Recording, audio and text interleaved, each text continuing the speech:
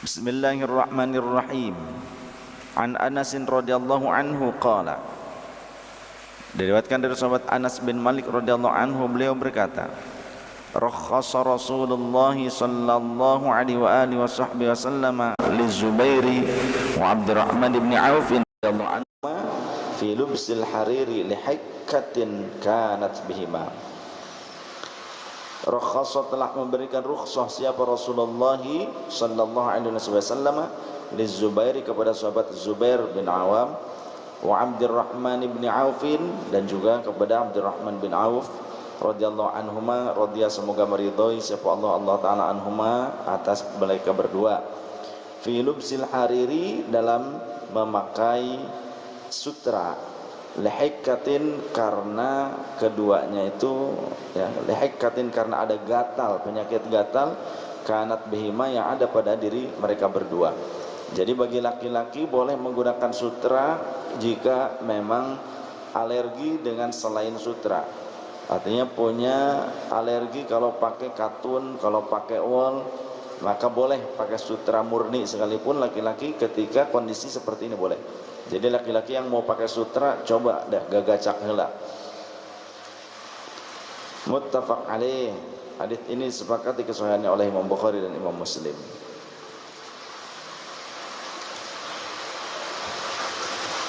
Kemudian an Muawiyah radhiyallahu anhu qala Rasulullah sallallahu alaihi wasallam, dari Muawiyah radhiyallahu anhu yang berkata bahwa telah bersabda siapa Rasulullah sallallahu alaihi wasallam, la tarkabu, janganlah kalian duduk, jangan kalian duduk al khuzza walan nimara, duduk di atas kain yang ditenun dengan sutra, dan jangan pula di atas kulit harimau. Jangan mentang-mentang kita ini jagoan kemudian menjadikan kulit harimau sebagai alas duduk kita. Nah, memeh duduk di kulit harimau juga gak sepayah heula meureun kok diterkam. Jangan, kata Rasulullah, makruh hukumnya. Kejadian ini karena apa? Karena Rasulullah melihat ada orang yang duduk di atas pelana yang terbuat dari sutra. Laki-laki yang dimaksud.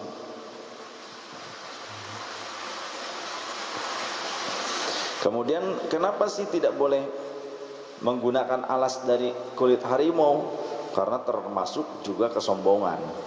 Ya, aku nih gitu. Kulit harimau saja aku jadikan sebagai ampar, sebagai alas. Ya. Padahal bukan dapat dia itu, dapat orang lain. Coba kalau dia duduk di harimau abong tuh ditewak mah langsung ke harimau meureun. Dan itu kebiasaan orang-orang di luar muslim biasanya dulu, orang-orang Romawi ya. Pembesar-pembesarnya seringkali menggunakan itu. Kaum-kaum Sparta, karena menunjukkan kegagahan mereka. An Abi Sa'id Al-Khudri, dari riwayat sahabat Abi Sa'id Al-Khudri radhiyallahu anhu qala, beliau berkata, kana Rasulullah sallallahu alaihi wasallam, adalah kebiasaan baginda Rasul sallallahu alaihi wasallam, idzas tajadda thauban sammahu bismihi, idzas tajadda, apabila Rasulullah mempunyai baju baru jadid ya, idzas tajadda thauban, idzas tajadda, jika Rasulullah memperbaharui thauban, bajunya, atau mempunyai baju baru gitu maksudnya. Sammahu, maka ngarani sapa Kanjeng Rasul sallallahu alaihi wasallam hu ing ikulah thaub, bismihi kelawan asma'ni ya.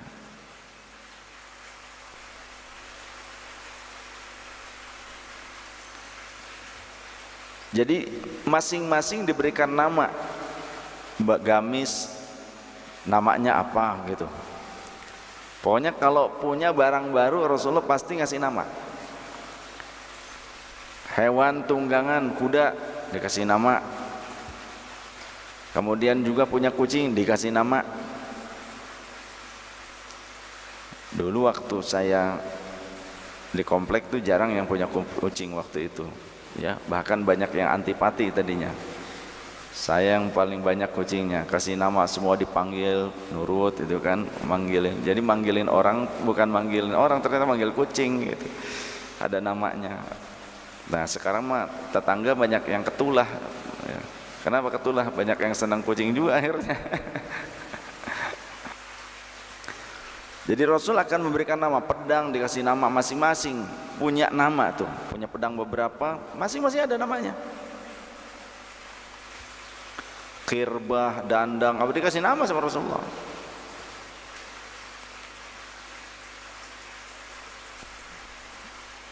Ataupun imamatan, sorban, Rasulullah punya sorban baru dikasih nama gitu.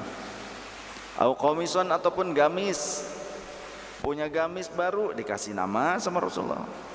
Au ridaan ataupun selendang, selendang yang baru dikasih nama sama Rasulullah. Ya kalau di sini mau ngikutin cara seperti itu asal yakin aman, nggak bikin ribut keluarga, gitu kan. Suami ngasih nama apa gitu kan, ternyata ngasih namanya nama perempuan lagi. Pas manggil ternyata istrinya marah, ngamuk gitu kan. Padahal memberikan nama tertentu. Kenapa istri marah? Ya patut juga curiga karena dikasih nama perempuan. Yaqulu, kemudian Rasulullah SAW setiap kali menggunakan pakaian beliau akan mengucapkan doa, Allahumma lakal hamdu, Allahumma ya Allah, laka iku tetep kaduwe Tuhan, alhamdu utawi sekarine puji. Ya Allah, segala puji hanya untukmu gitu. Kama kasawtanihi, sebagaimana engkau telah memakaikan pakaian ini kepada aku.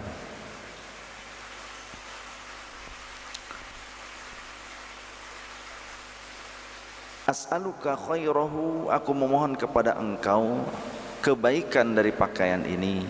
Wa khaira ma suni'a lahu, dan kebaikan yang diciptakan untuknya aku mohon ya Allah.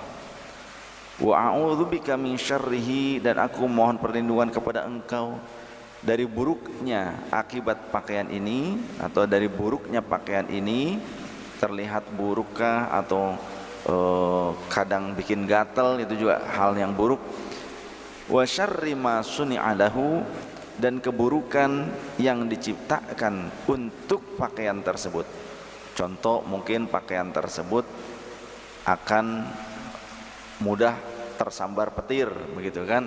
Nah, artinya ada keburukan yang Allah ciptakan untuk pakaian tersebut. Nah, ketika kita memakainya ternyata ya kita akhirnya kesambar petir. Contoh, ini bahasa yang barusan ya, penjabarannya seperti itu. Jadi kalau kita mau menggunakan sesuatu, hendaknya kita berdoa meminta kebaikan kepada Allah atas benda tersebut, kebaikan juga yang Allah ciptakan untuk benda tersebut. Jadi ada makna yang tersembunyi di sini. Makanya banyak orang-orang soleh yang kemudian sisa-sisa pakaiannya atau apapun yang pernah dipakainya itu seringkali disimpan oleh generasi berikutnya, apalagi di negeri ilmu, contoh di Yaman.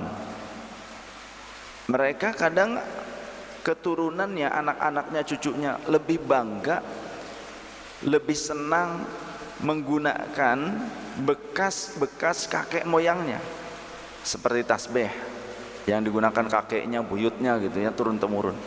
Walaupun nggak bagus, tapi mereka bangga, senang menyimpannya, itu luar biasa senangnya. Kalau di Yaman, di Hadramaut seperti itu. Termasuk ada burdah, kain burdah itu yang sampai turun temurun beberapa generasi mereka simpan. Dan saya juga seperti itu, saya menyimpan.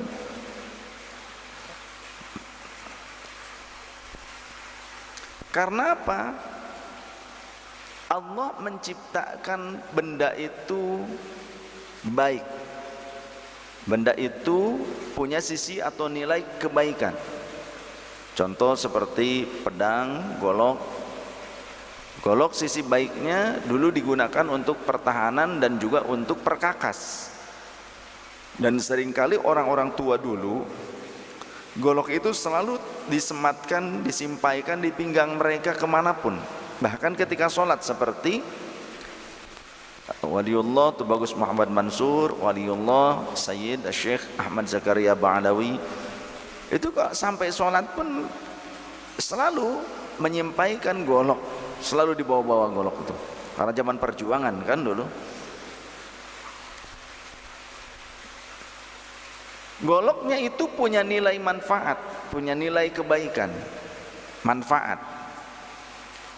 Ada juga Allah menciptakan manfaat untuk golok itu. Allah menciptakan manfaat untuk golok tersebut. Jadi golok itu ternyata punya nilai yang baik, punya nilai yang bagus. Tapi juga Allah menciptakan kebaikan untuk suatu benda tersebut. Ada kebaikan. Contoh, golok ini diciptakan kebaikan oleh Allah untuk golok ini untuk apa? Contohnya, dibuat untuk memotong hewan kurban. Memotong hewan kurban itu ibadah. Kebaikan apa bukan? Kebaikan. Apa semua golok yang diciptakan manusia itu dipakai untuk menyembelih hewan kurban dalam konteks ibadah? Semua golok apa tidak? Tidak. Golok yang lain tidak diciptakan baginya kesempatan untuk ikut beribadah menyembelih hewan kurban. Tapi Allah tetap menciptakan kebaikan untuk golok itu dengan bentuk yang lain. Ya. Goloknya itu memiliki nilai kebaikan. Contoh, keras, itu nilai bagus. Kemudian tajam, itu kebaikan yang Allah sematkan pada diri golok, pada dzatiyah golok. Coba kalau goloknya rompang, dikatakan bagus apa tidak? Tidak kan? Tapi ketika golok itu tajam, disebutlah goloknya bagus. Kemudian, ini kebaikan yang ada pada diri golok, bukan sesuatu kebaikan yang diciptakan untuk golok, bukan ya. Kebaikan yang ada pada diri golok. Golok itu tajam. Ada golok yang tidak tajam. Berarti kan kebalikannya seperti itu. Kemudian golok yang bahannya dari karbon steel atau mungkin Damaskus steel. Damaskus di sini yang ditempa berulang-ulang sampai membuat pamor. Karbon steel yang tinggi seperti bohler, asab, kemudian yang lain-lainnya, ya, IC, kemudian tungsten, itu baja-baja karbon yang mahal karena kekerasannya sungguh keras. Artinya kalau digunakan untuk menyembelih, si golok ini tidak gampang sompal, tidak gampang ketul, tidak gampang mintul, atau tidak gampang apa bahasa Indonesia mintul, tumpul, gitu ya, separa roho lah, segampang tumpul. Artinya ketika golok tersebut kekerasannya dalam hardener, dalam karbonnya, campuran karbonnya banyak, karbonasinya, bukan campuran karbon, proses karbonasinya itu cukup matang, berarti si golok itu keras. Dan kalau keras berarti ketajamannya juga akan bertahan lama. Ini berarti kebaikan yang ada pada diri golok, yang Allah masukkan, yang Allah sematkan pada diri golok. Maka ada pada diri golok itu sendiri, dzatiyah golok itu memiliki nilai positif, nilai kebaikan. Kemudian tidak mudah karat, artinya selalu warnanya mengkilap bagus. Nah, itu kan berarti punya nilai baik, sisi baik dari golok tersebut. Coba kalau gampang karat, berarti si golok itu kurang bagus, dianggapnya juga tidak bagus, dan orang kurang senang. Nah, itu nilai kebaikan yang ada pada diri golok. Sedangkan Allah menciptakan kebaikan untuk golok. Allah menciptakan kebaikan untuk golok tersebut. Contoh tadi, Allah memberikan kesempatan, Allah menciptakan kejadian di mana golok tersebut digunakan untuk memotong hewan kurban. Artinya Allah menjadikan hewan kurban tersebut dipotong oleh golok itu. Memotong hewan kurban adalah ibadah. Kebaikan apa bukan? Kebaikan. Dan kebaikan ini Allah berikan kepada golok yang tajam tadi. Dipilih gitulah, terpilih. Jadi ada kebaikan yang ada pada diri goloknya, ada kebaikan yang Allah ciptakan untuk diri golok. Nah, ketika Allah ciptakan kebaikan untuk golok tersebut, bukan cuma menyembelih hewan kurban saja ya, artinya banyak hal. Ini contoh, ini analogi. Ini saya sedang menganalogikan yang gampang-gampang sajalah.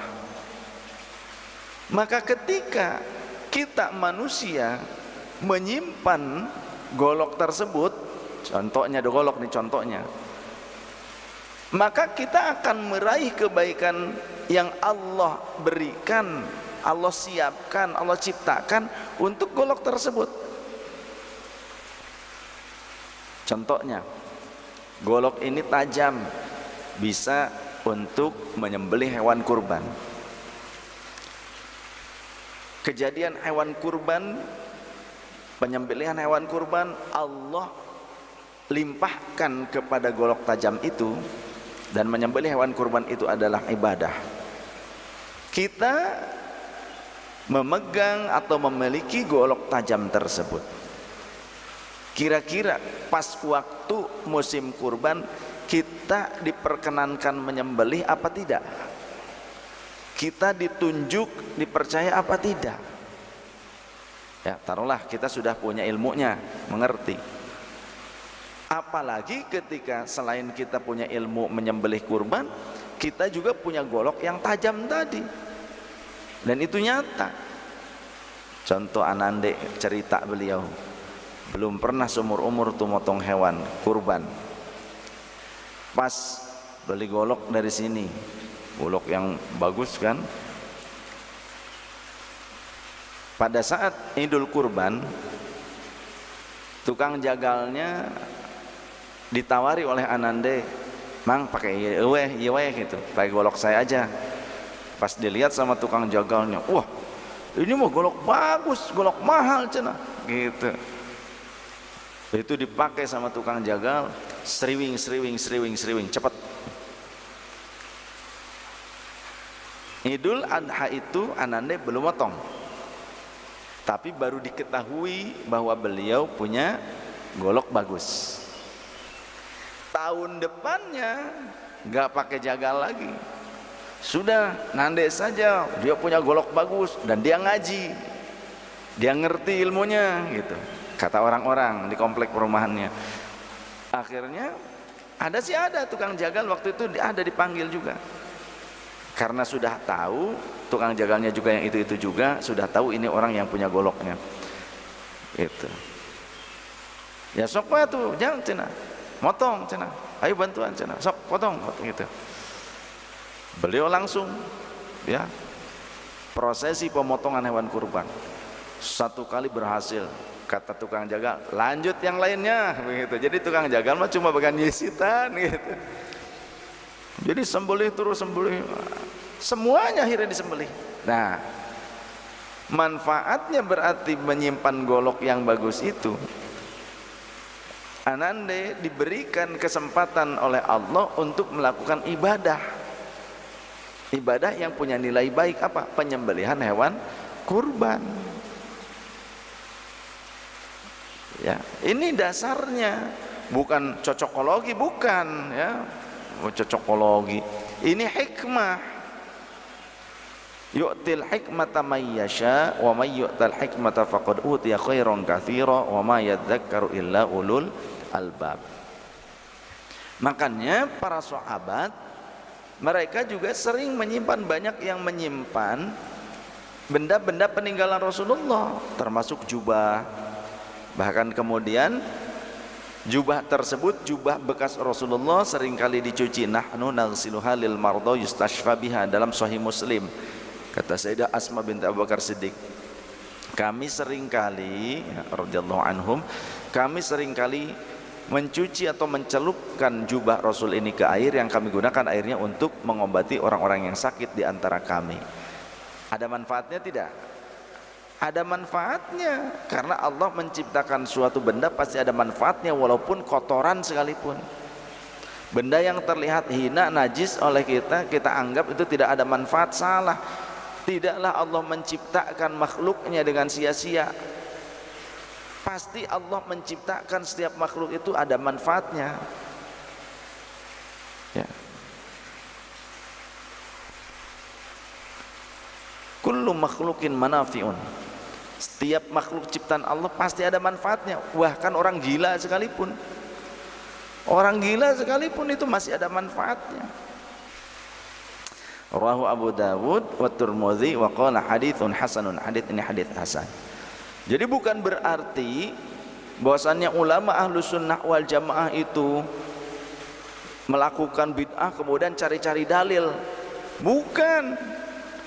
Namanya juga ulama kita, ulama-ulama yang faqih, faham terhadap Al-Quran dan hadis, faham fiqih, faham melotok.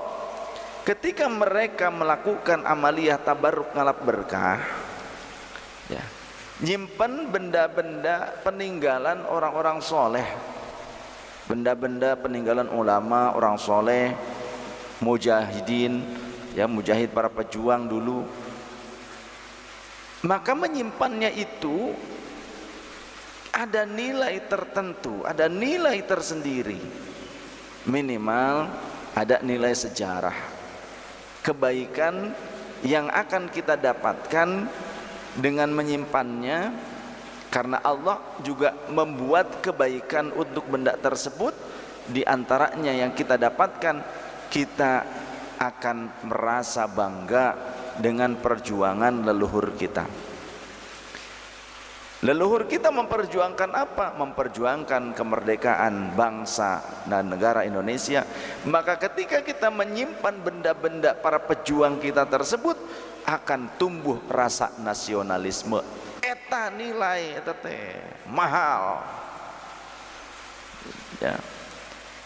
Makanya kemudian sekarang didatangkan ideologi-ideologi transnasionalis yang mengharamkan dan mensyirik-syirikkan menyimpan keris, golok, peninggalan dari para pejuang bangsa, dari leluhur kita. Dulu leluhur kita tuh berjuang menggunakan itu.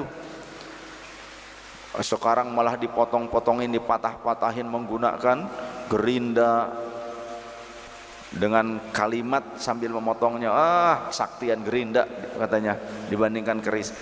Ya, keris di gerinda ya memang patah, ya. Tapi patah pula harapan anak keturunan kita, generasi penerus bangsa, dari memiliki jiwa nasionalisme. Jiwa nasionalisme itu merupakan rasa syukur sebetulnya, rasa syukur atas kemerdekaan, rasa syukur atas nikmatnya merdeka, aman, dari hasil perjuangan para pejuang. Siapa sebetulnya yang sekarang dibentuk menjadi kelompok-kelompok yang gampang mensyirik-syirikan, mengkafir-kafirkan, khurafat lah apalah. Sedangkan dulu para sahabat Rasul menyimpan bukan hanya pedang Rasulullah, bukan hanya peninggalan Rasulullah, peninggalan yang lain juga, peninggalan sesama sahabat disimpan. Pedangnya Khalid bin Walid disimpan, kemudian juga cambuk itu pada disimpan, ada panah lah, ada gamis, imamah, ada disimpan, tongkat. Salafun as-soleh kalau benar ngikuti salafun as-soleh begitu caranya. Jangankan itu benda yang bisa bergerak, artinya bisa dibawa bergerak. Sekarang tempat yang tidak bisa dibawa bergerak, pinggiran jalan, tempat kosong, ya, tegalan, itu seringkali dicari oleh para sahabat, oleh tabi'in. Tabi'in kemudian mencari tempat tersebut, tanah kosong, kemudian sholat di pinggiran jalan, di tempat-tempat itu, cari lagi tempat lain, sholat lagi. Ada juga sebuah pohon yang besar rindang, mereka sholat di bawahnya, bukan menyembah pohon, tapi dulu Rasulullah ternyata ketika ditanya kenapa, karena ayahku dulu sering kali datang sholat ke tempat ini, karena kata ayahku dulu Rasulullah sholat di tempat ini. Coba kalau pikirannya cupet, syirik dianggapnya menyembah pohon, padahal lagi sholat di bawah pohon. Sholat di bawah pohon bukan menyembah pohon. Sama seperti halnya sekarang kalau kita ziarah kubur, itu langsung dipropagandakan menyembah kubur. Kita ziarah kubur bukan menyembah kubur. Bedakan antara ziarah kubur dengan menyembah kubur. Tawasul bukan menyembah. Tawasul merupakan ajaran Ahlus Sunnah wal Jamaah, ajaran Rasulullah, bukan menyembah kubur. Sok ayah wahnya. Nah, siapa sih mereka yang kemudian muncul kelompok-kelompok ini membawa jargon-jargon seperti itu, tuduhan-tuduhan seperti itu? Harus tahu, ideologi seperti ini ditumbuhkan, dibuat oleh orang-orang yang ingin menghancurkan Islam dari dalam, sehingga orang-orang awam, orang-orang muslim yang awam tidak paham dan bahkan cenderung menyalahkan pelakunya dan juga yang mengajarkannya, yang notabene pelaku dan yang mengajarkannya yang paling utama adalah para ulama Ahlus Sunnah wal Jamaah. Akhirnya sekarang sudah terbukti banyak orang-orang awam baru didoktrin oleh doktrin seperti ini, mereka berani menyalah-nyalahkan ulama yang jelas ngelotok ilmunya. Terbukti kan?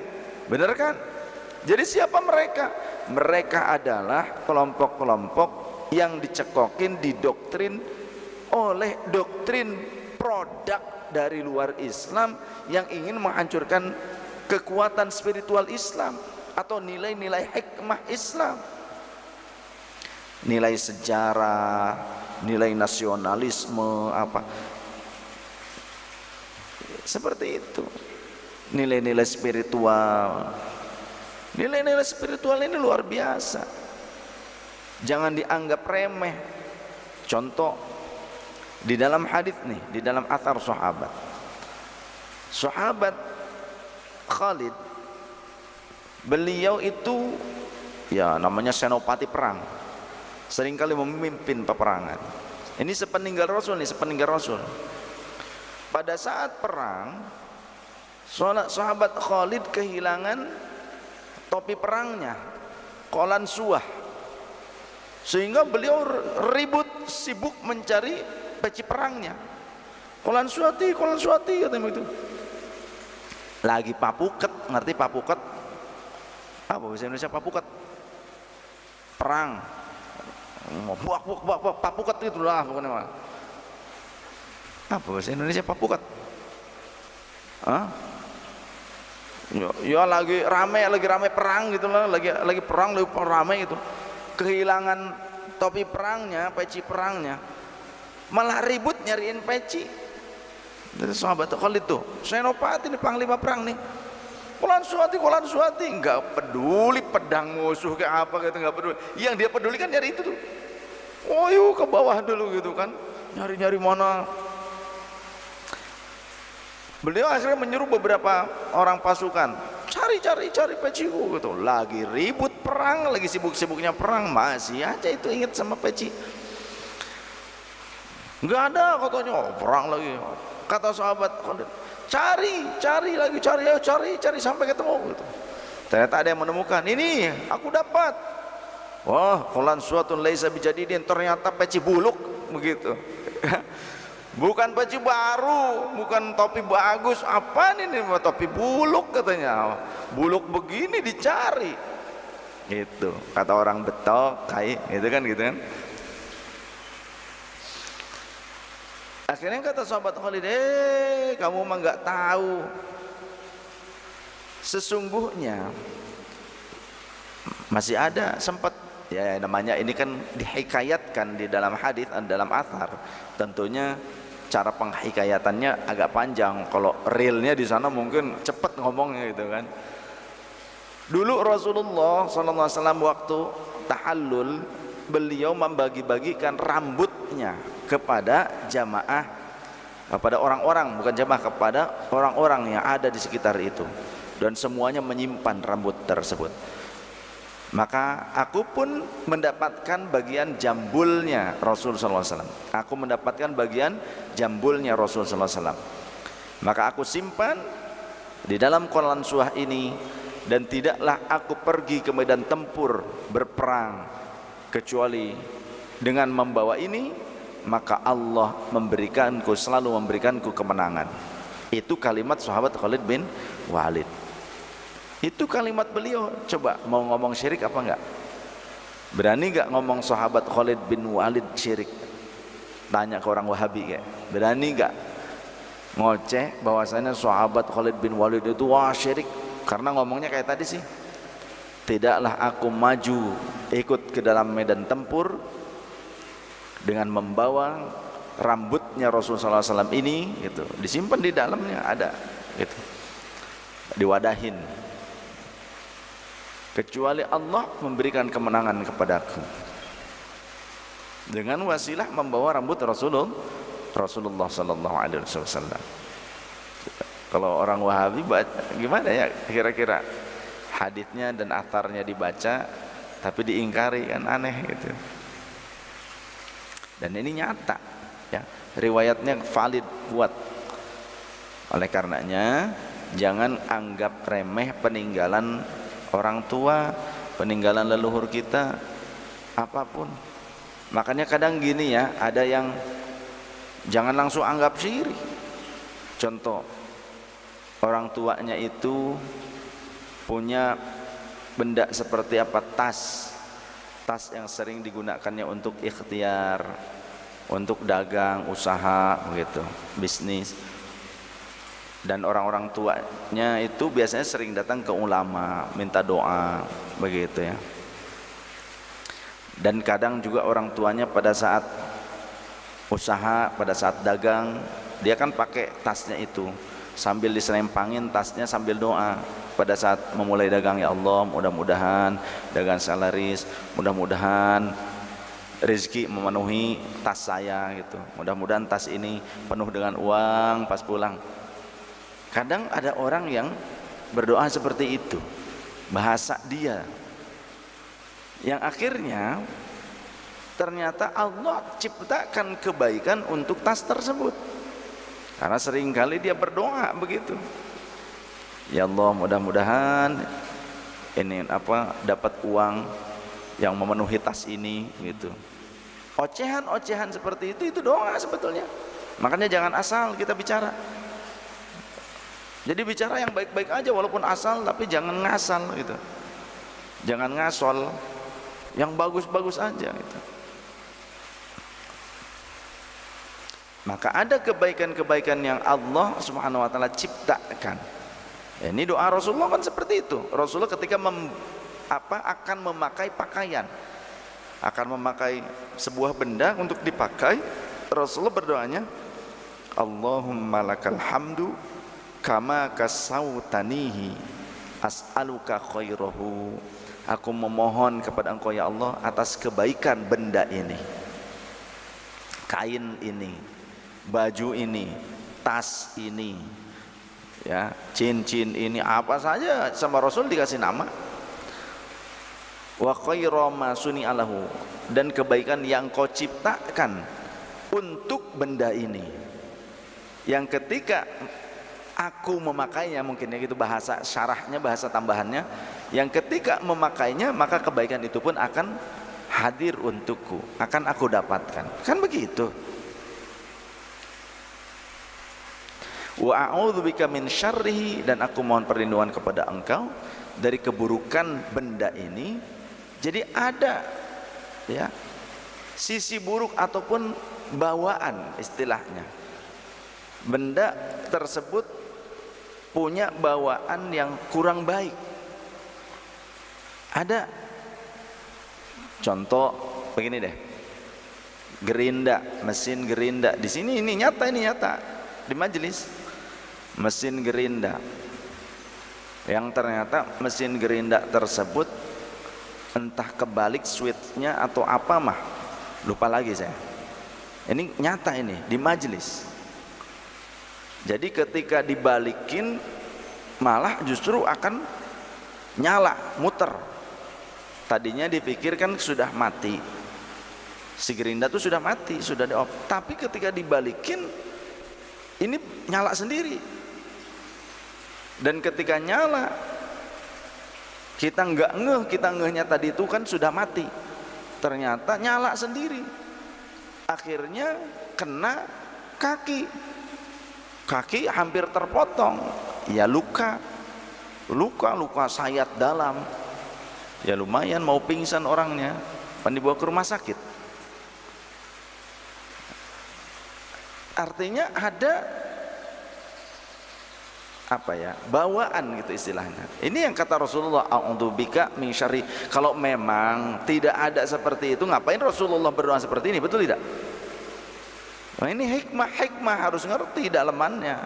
Dalil tuh jangan cuma terjemahan saja lewat begitu, cuma dibaca doang, paham enggak? Ini ngajinya harus paham benar-benar nih syarahnya. Ibu syarah juga sampai ngaji kan supaya paham gitu. Jadi ternyata benda itu ada bawaan gitu loh, ada nilai bawaan, nilai spiritual berarti kan. Artinya spiritual itu bukan hal yang bisa dilihat kasat mata, bukan.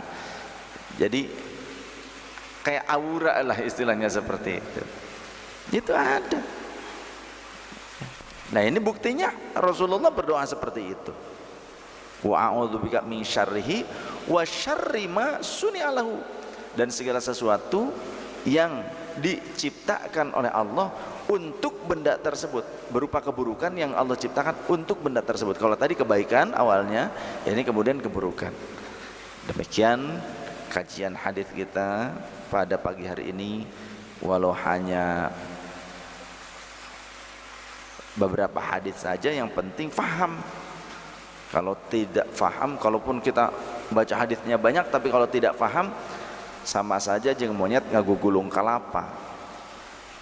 Jangankan bisa mendapatkan saripatinya, air kelapanya aja dia nggak dapat. Mau makan daging kelapanya aja dia nggak ngerti. Kelapa digugulung, wah ya.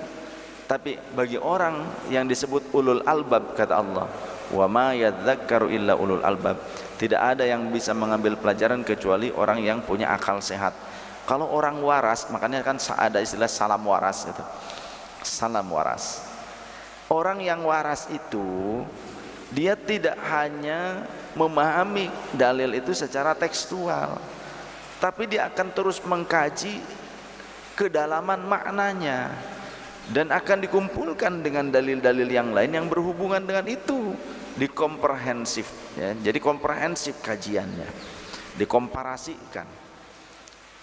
Dan bukan berarti dengan apa ya, dengan tanpa ilmu, dengan tanpa dasar ilmu, bukan berarti seperti itu, tapi tetap harus dengan bimbingan seorang guru yang mumpuni ilmunya, yang sudah mendapatkan pengajaran secara musalsalah, secara bersilsilah, berkesinambungan, jalur nasab ilmunya itu, sanad ilmunya sampai kepada Rasulullah SAW. Jadi memahami Al-Quran dan hadis itu ala Rasulullah, bukan ala kita, apalagi ala kadarnya.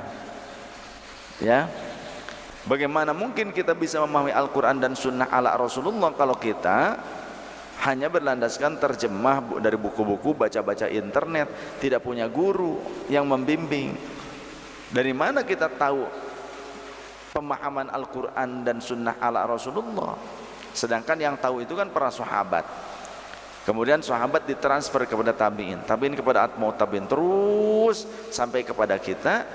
Jadi istilah Islam turunan itu bagus. Orang kalau ada yang mengejek, nah sekarang ada juga muncul, kalian mah Islamnya Islam turunan. Sengaja dibegitukan.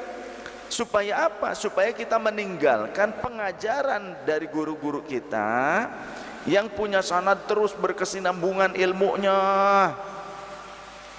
Supaya dilepaskan ajaran ini, Ahlussunnah wal Jamaah ini, supaya beralih ke manhaj mereka, cara berpikir mereka. Mereka pun ngakunya Ahlussunnah wal Jamaah. Jadi apa ya, kalau istilah kita, kalau guru-guru kita produknya itu produk real, original. Nah mereka membuat fake-nya, produk palsu gitu, tapi packagingnya bagus, dan mereka bilang ini yang asli, begitu. Kalau kita, karena kita ini produk yang apa, yang lawas itu ya, produk yang punya nilai histori, artinya produk-produk seperti di museum apa tuh, barang antik gitu ya. Nah, ilmu yang kita dapatkan nih, produk ilmu yang kita dapatkan dari guru-guru kita di kampung, di mana pun, yang mereka juga dari gurunya di pesantren, dari guru-gurunya lagi di pesantren, terus sampai Rasulullah ada tercatat sanad ilmunya. Ini kan produk antik. Produk antik itu memang kadang terlihatnya itu tidak menarik, itulah. Kita melihat kan barang-barang antik seperti tidak menarik, padahal punya nilai, punya nilai historis. Perjuangan mendapatkan ini, membawa benda ini, membuat benda ini, wah ada nilai historis. Nah ini sekarang produk fake-nya, KW, produk Cina lah istilahnya ini, ya syariat KW ini, gitu. Dibuat bagus, packagingnya lain sebagainya, kemudian diiklankan, inilah kembali pada Al-Quran dan Sunnah, jangan kalian menjadi Islam turunan, tapi Islam yang kafah, kata begitu kan, kirain kafan gitu, ternyata kafah. Kirain mau bilang kapan, Islam yang kapan. Nah sekarang muncul memang seperti itu, ini nyata real seperti itu. Oleh karenanya tak apa-apa kita ikutan dengan yang antik, unik, campernik, tapi epic. Yeah. Ini Lailatul Qadar masuk nih. Ilmu merudul ya. Ya. Tapi kalaupun ada produk fake gitu ya, artinya produk di sini dakwah, jargon dakwah atau apapun gitu, produk pemahaman ala ro'yu mereka sebagai kelompok kecil, walaupun packagingnya bagus dan sebagainya, belum tentu itu real, otentik, original. Demikian. Subhanakallahumma wa bihamdika asyhadu an la ilaha illa anta nastaghfiruka wa natubu ilaik.